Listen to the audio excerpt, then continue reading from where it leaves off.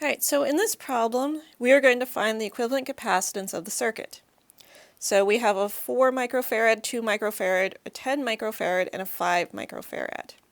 Alright, so as we come in from a power supply that we're not really talking about in this particular problem, when we get to this point, this is a junction point. So the charge is going to split in between here and here. So this leg and this leg are in parallel with each other. But when we look at this leg, there are two capacitors in series, because there's no junction in between here, and two capacitors along this leg, they're in series because there's no junction there. So my strategy for solving this one is I want to make this an equivalent capacitor first, and then this equivalent capacitor first. And then I'll have two equivalent capacitors that are in parallel with each other.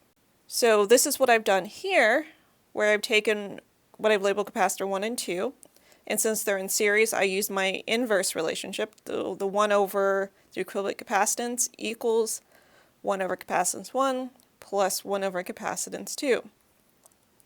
And I can solving at 1.33 microfarads. Once again, being careful, once you do 1 over 4 plus 1 over 2, you then have to take the inverse of that to solve for the equivalent capacitance. And I've done the same thing for 3 and 4. So 1 over 10 plus 1 over 5, and then taking the inverse of that to get 3.33. I now have this circuit here, where I have an equivalent capacitor A that is in parallel with equivalent capacitor B. Since these are parallel to each other, I simply add the capacitance together to get a total of 4.66 microfarads.